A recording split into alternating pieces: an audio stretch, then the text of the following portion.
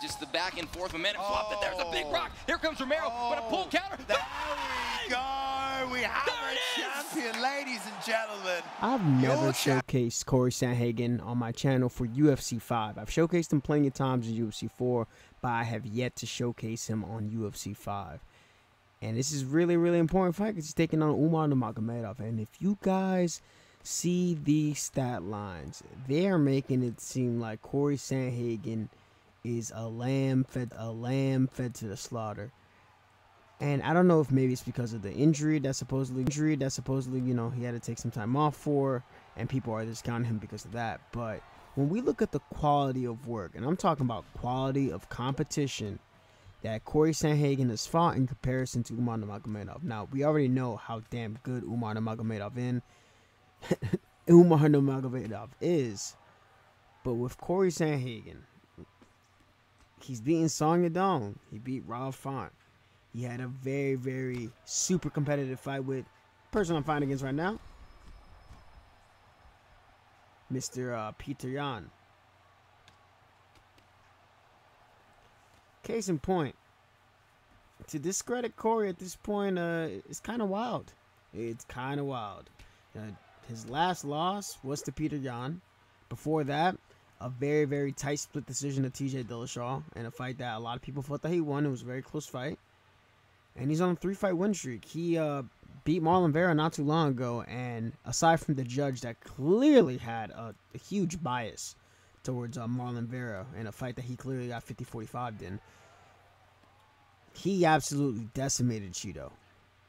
And the one thing that he's been doing really well in his last 3 recent fights is that he's been mixing in the wrestling threats. He noticed in his fight against Peter Yan, his fight against TJ Dillashaw, fight against Aljamain Sterling. What helped him out to beat him? Grappling, wrestling. So mixing up those threats, just even attempting to take down, pressing your opponent up against the fence, just to force them to get their hands up, it lets your offense fly. And that's exactly what I feel that we're going to see from Cory Sandhagen. I mean, I could be wrong. You know, Umar Nurmagomedov can go out and submit him. We've seen Cory Sandhagen get submitted and get put in some wild submissions too. But I don't know. It's odd to sleep on him. It's really, really odd. I just realized this guy's name is Humble1099. What the fuck? You got a goat hater? Is that what you are? A goat hater? I'll be hating on my boy Goat.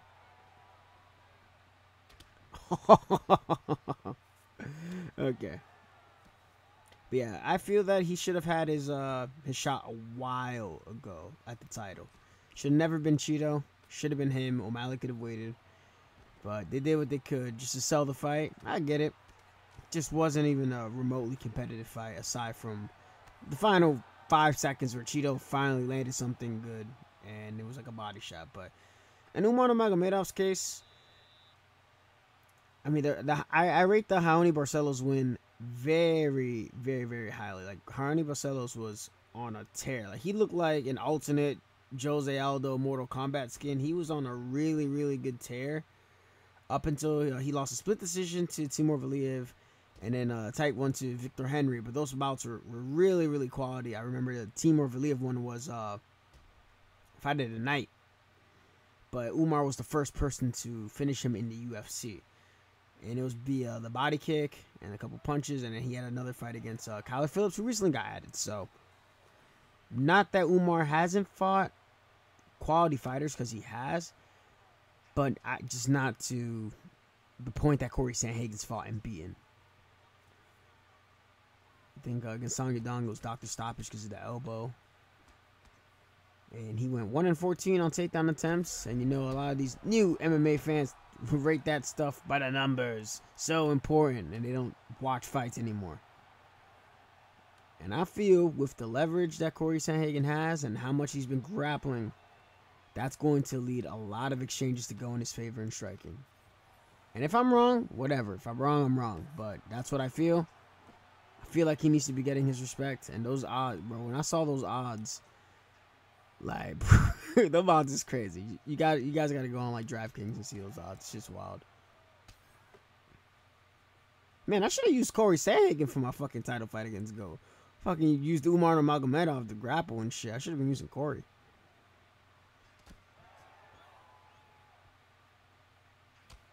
Front kick. He's trying to load up a rear hook after he feints that leader. Oh, no, I'm throwing. I'm throwing.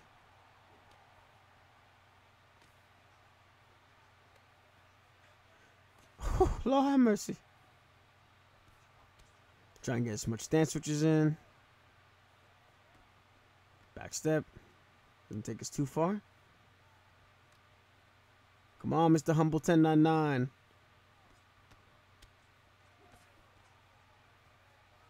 She's another one of those weirdos that just want to imitate, but can't be the original. Jab body uppercut. Preemptive slip. Try to utilize a lot more double jabs, more stance switches. Now, I'm not stance switching for no reason. There's like a method behind my stance switching. Like, I used to use TJ Dillashaw a lot in UFC 4. As a matter of fact, like TJ Dillashaw is one of the guys I got a big win with back in Vegas. And there's a lot of little strengths that the more veteran players are aware of. But if you're southpaw versus orthodox, you know, you have the liver advantage with your body kicks, whereas they can land on your liver with like the body punches. Oh. But things like open stance head kicks open up when you're in opposite stances. The rear hook is a better weapon. In close stance, the lead body kick works well. Just those type of threats open up, and then, you know, just feinting. Trying to look for that uppercut. Cory Sandhagen had a lot of success with that uppercut against Chito Vera. The moment that he saw that uppercut was landing, he spent most of the 5 rounds mixing that in. I saw you slipping, you fool.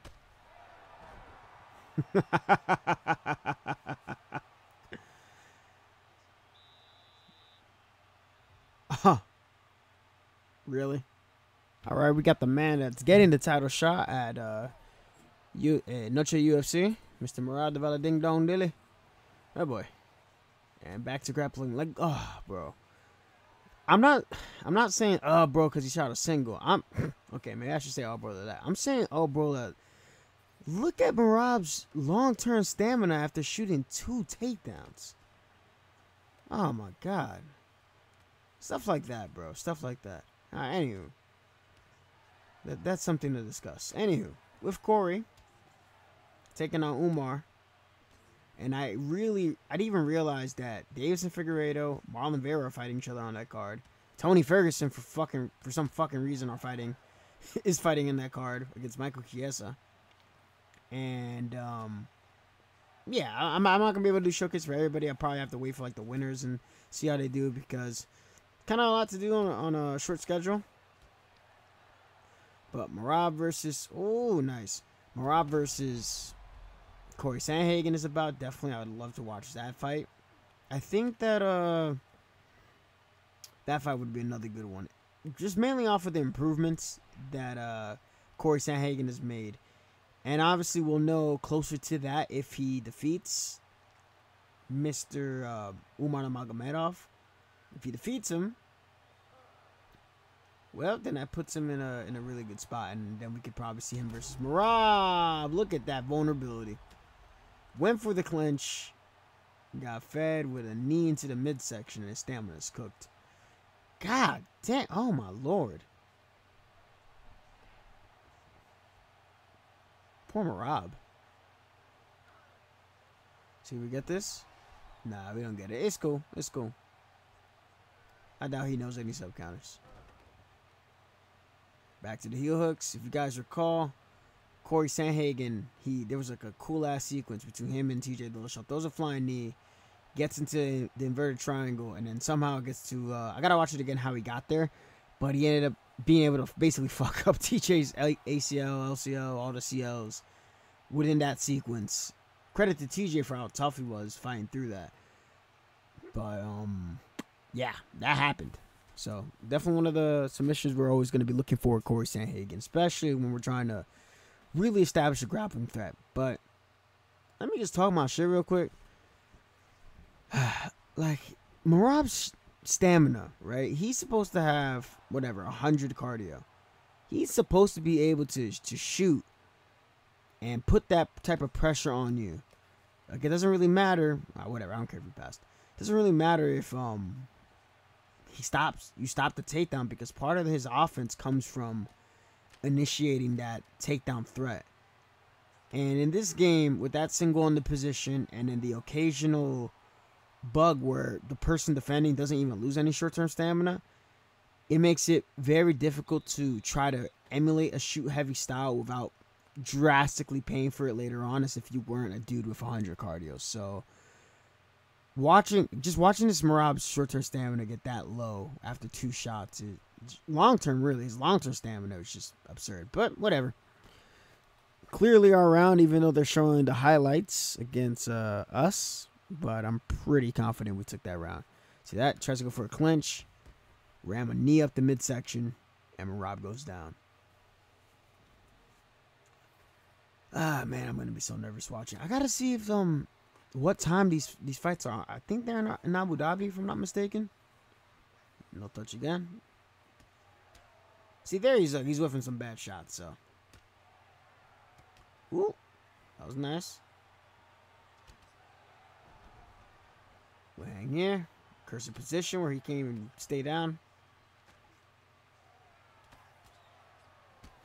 And this is where we can do our best work with Cory.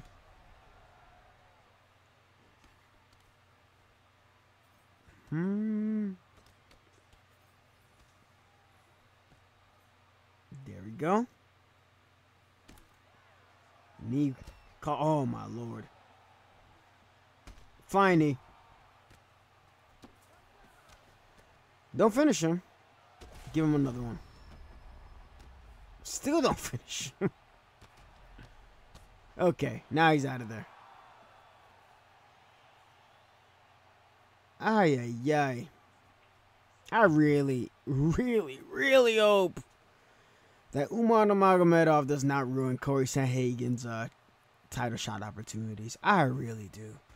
He's a fun fighter to watch. He's dynamic as hell. Just situation-wise, just having to deal with the UFC machine. We're going to try to get maybe 1 or 2 more fights in, and we'll call it a showcase. Mr. Sean O'Malley. All right. Surprised you haven't run into an Umar yet. Are you there? Thank you. Oh, I haven't seen this name since UFC 3. Okay.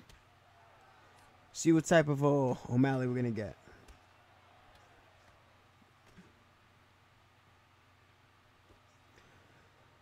It's like every time I say that, I just set myself up for disappointment.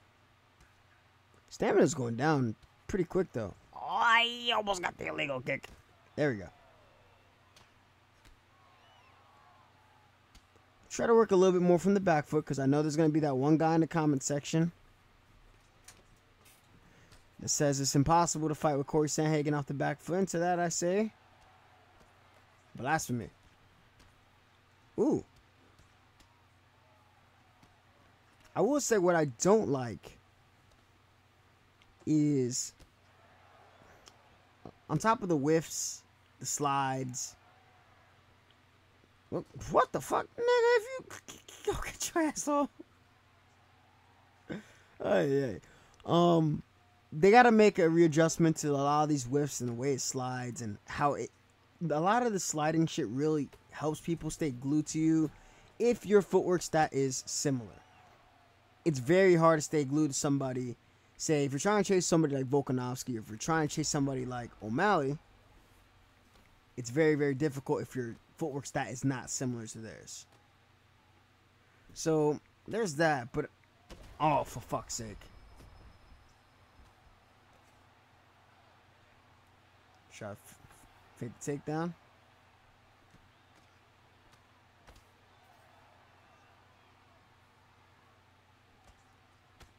Oof.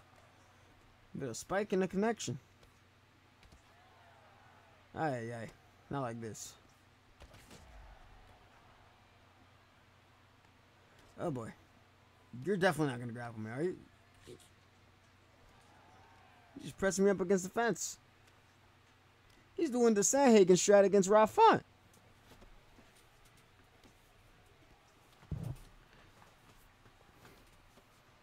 Those little stops are going to be the death of me. Missed opportunity because I was switching stances.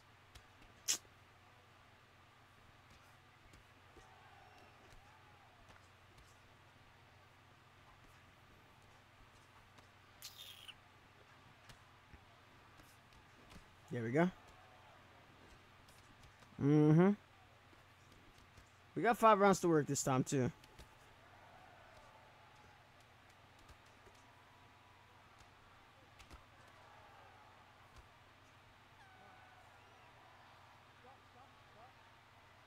I don't know if they changed something, because usually you're supposed to have, like, the gold gloves in the 5-round fight, but maybe because it's a new season. It's weird. Then again, I've been seeing on stream, like, maybe they heard the complaints of whether, no, not everybody wants to have the gold gloves and they want to have the old gloves. I don't know. There's a glitch. I mean, O'Malley's, this is the pink alter ego, so he's not going to have the golden gloves. But in my case, I have the belt. I didn't lose it, so whatever. Not like it matters. This fucking connection.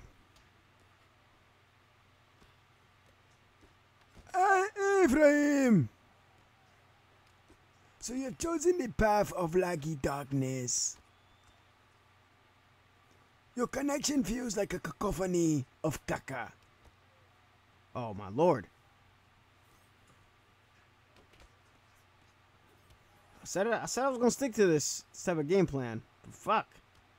So stops in the connection, not making it easy.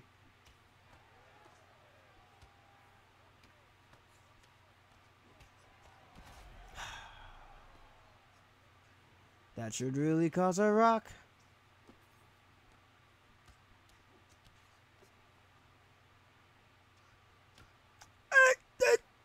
Whatever, makes sense. Didn't make contact.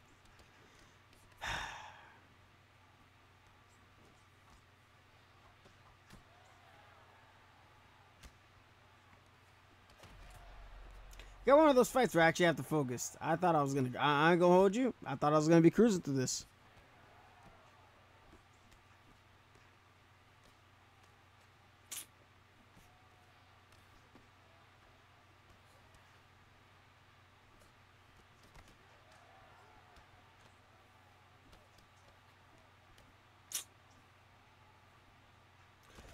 Oh, are you?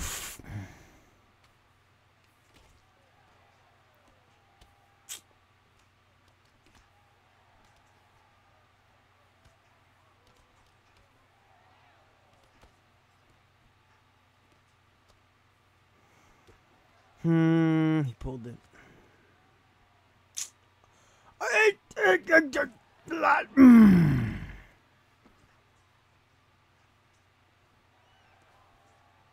I saw a comment the other day where, you know, I'd posted myself getting knocked out twice by Indian Rolling Thunder in our best of 5.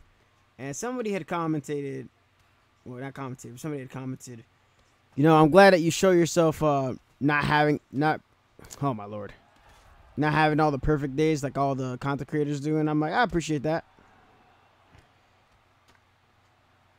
Because I'll be honest with y'all, I'm like halfway considering not even playing upload this. It's not going as well as I would like. It's getting scrappy, and I'm a bit of a perfectionist. But you know what? Oh, there's a block counter. Maybe I changed my mind.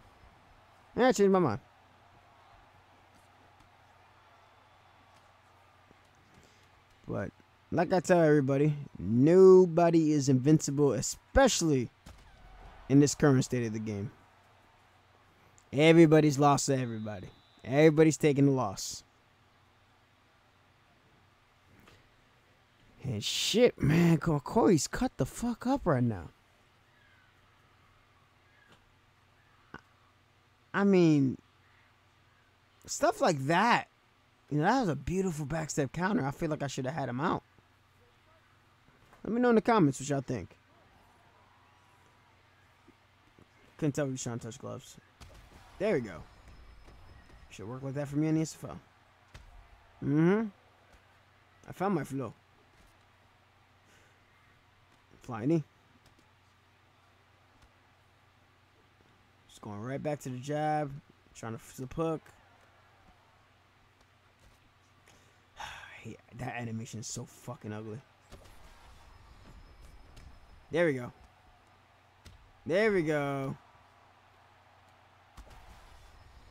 Go to mount. I don't want to risk no funny business. No, are you serious? What? Man.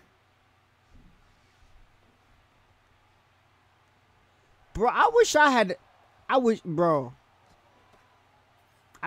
had that type of whatever blessing this man has right now. Why can't I get that? Because I don't know if it was me, I would have been knocked the fuck out. Okay, doctor stoppage. Okay.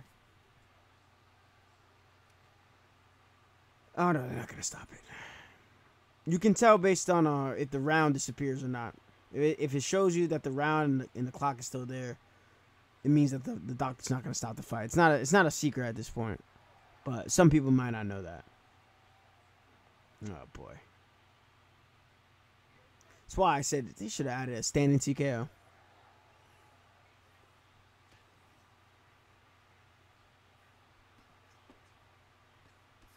Just going to peruse forward. No regard for his health. Just going to keep going forward. There we go. Be careful. Be careful. Watch out for the rock flying knees.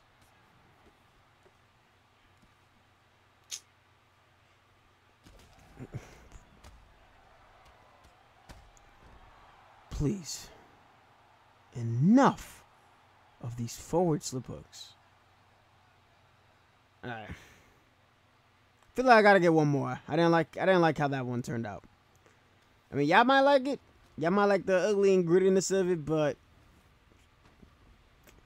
feel like I gotta get one more in, y'all. I gotta get one more.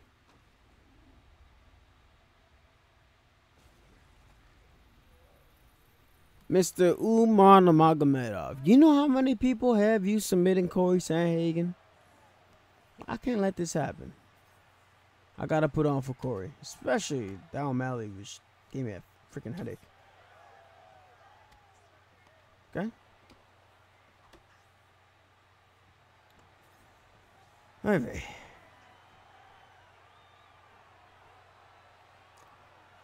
Numerically speaking, a lot of the stats have been favoring Umar Nurmagomedov. With the people that he's taken down, people he's defeated, but as we spoke a little bit earlier, it's a matter of whether it's the caliber of competition. Now, that being said, caliber of competition is not always a matter of block counter. It's not always a matter of knowing how good somebody is. Like Khabib Nurmagomedov. Oh my God.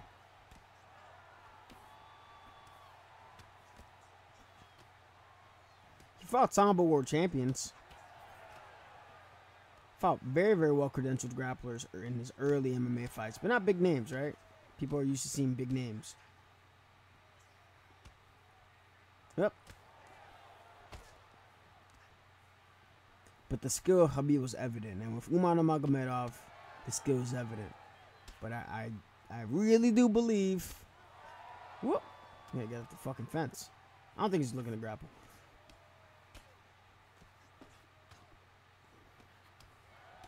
I believe in Cory. I believe in the L5 kickboxing.